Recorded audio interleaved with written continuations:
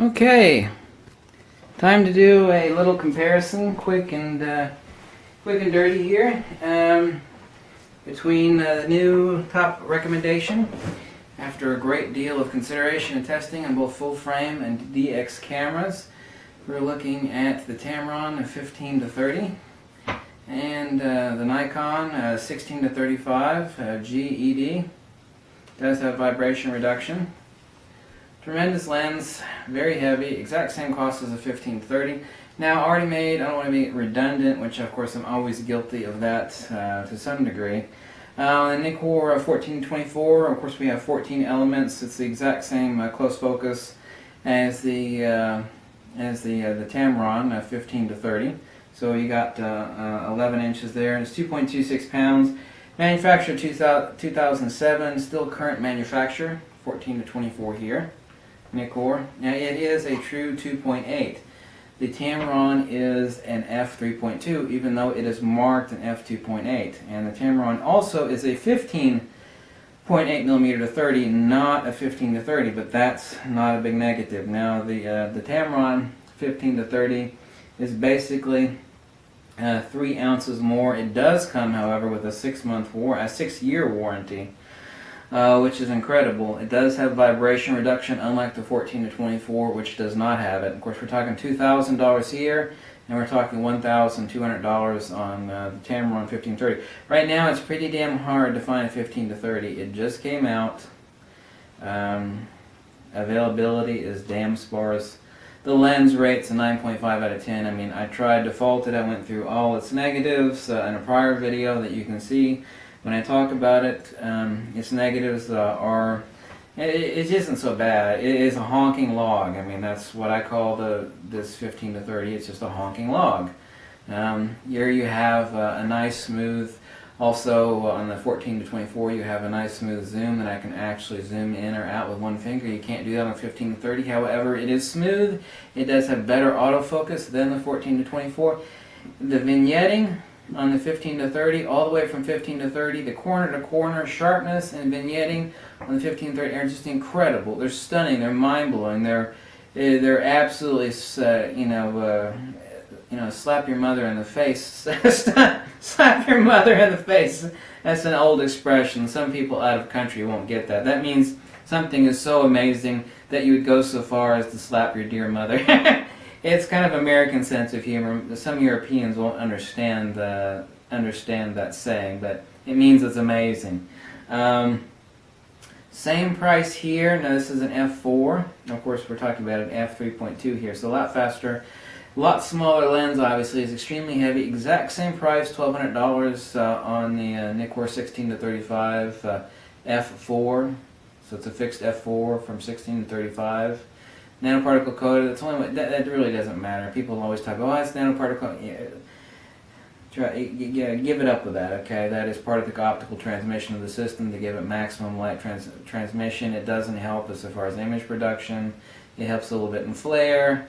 But that's what a lens hood is for anyway. So just forget about that. All right.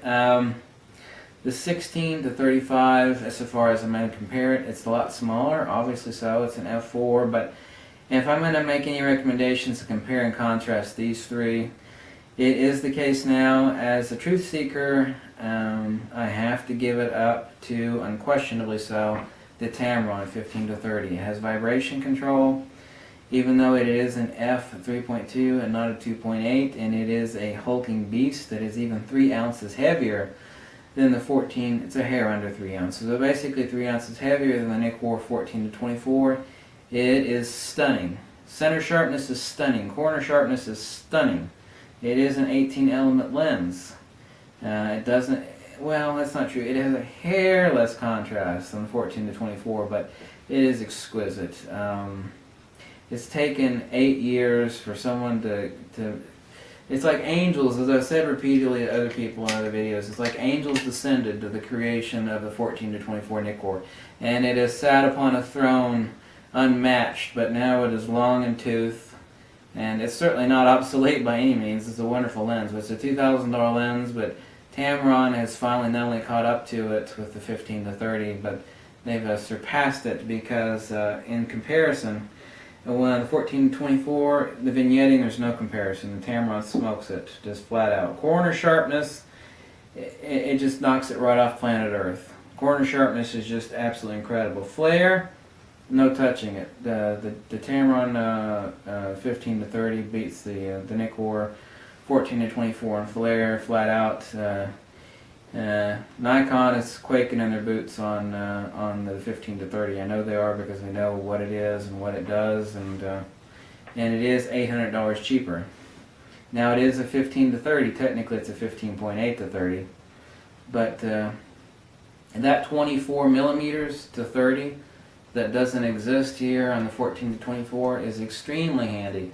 Even though the 15-30 Tamron, is ideal for landscape, architectural, indoors, I still consider it an awesome low light street lens, because right at the range of a 15-30 with vibration control, I mean, it's just the cat's ass. I mean, I don't care that it's the big Hulk and friggin' lens. It's just the cat's ass. It's exquisite. It's even more so a better lens for street use on a Nikon DX camera, because the equivalent angle of interception, of course the focal doesn't change, focal's the same. The big thing I'm always running into, people always make these comments, and it's like, a lens doesn't give a damn what sensor's underneath it. It poops out the same light, the same circle of image out the rear. It doesn't give a damn whether there's a full frame sensor behind it or a DX sensor. It's the angle of interception.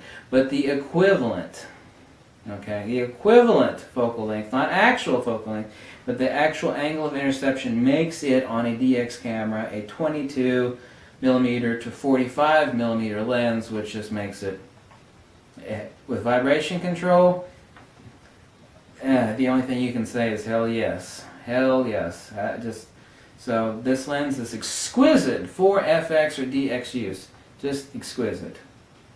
It's heavy, and like I said, it's just like a fat sumo wrestler sitting on the front of your camera. But after 3 trials of this lens, I can't fault it. People accuse me of being a Nikon. Well, you only recommend Nikon lenses, and you just don't give anybody else any other consideration. That's not true. That's not true. Top recommendation lens I've got is the Takina 100mm. God knows how many thousands of people bought that lens off my recommendation. I know that people at Takina are probably going, who's this? Where are all the orders of these macro lenses coming from all of a sudden? Since I made that video. We're there for a while. B&H Photo and all these other people were sold out because I recommended that lens. This lens right now is hard to get, so if you go clamoring for it, you better clamor fast, because right now not many people have it. And as soon as I upload this video, there are going to be a lot fewer people that have it. So that's the comparison. Same price as the 16 to 35 Nikkor fixed f4. No comparison. I don't care if it's fatter. It's faster, it's better, it's got far better vignetting than 16 and 35. Exact same price, $1,200 by the way. $800 or more. It's been 8 years and you've been awesome, but the Tamron 15 to 30 smokes a Nikkor 14-24. It just does. Now the Nikkor 14-24 has smoother focus. Smoother focus ring. I can focus it with one finger. You can't do that with a Tamron. Big deal. Don't give a darn. This is a true f2.8. This is actually an f3.2. And I told you in a prior video why that's the case. It's because from 3.2 to 2.8, the cost of making that larger front element and secondary, it goes from this to goes astronomical. If this were an actual 2.8, the retail cost on it due to much higher production costs and time and making that huge front element would be, it'd probably be a $1,500 lens. It wouldn't be $1,200. So I know why Tamron does it. I don't fault them for it because Sigma does it, and Takina do it also. So that is the comparison between these three, because everything, well, I got something against zoom lenses because I'm talking about all these awesome prime lenses and why glass is like the Antichrist. Glass is bad. The best images come out of out of prime lenses, and they do. But that doesn't mean I'm anti-zoom lens, because I love wide zooms. I love wide zooms. Not as much as I love wide primes, but I do love wide zooms a lot. And really, an irreducible fact is the second most important lens you could have really is a wide zoom. I don't care if it's full frame or FX or DX, or really even what sort of shooter you are. A wide zoom is having it is almost like you can't even imagine photography without a wide zoom. So that's the comparison between the three. The Tamron is just A+ cat's ass. I give it, after long, hard consideration, I unequivocally give it a 9.5 out of 10 recommendation. And that's a recommendation from someone that's not being paid or yanked by anybody. I'm nobody's puppet, and you know, I reached into my own wallet to pay for that lens. Okay. I've also got more experience with lenses than everybody else does too that's leaving reviews on YouTube. Oh, but you didn't hear me say that. Thanks for watching. Catch you later.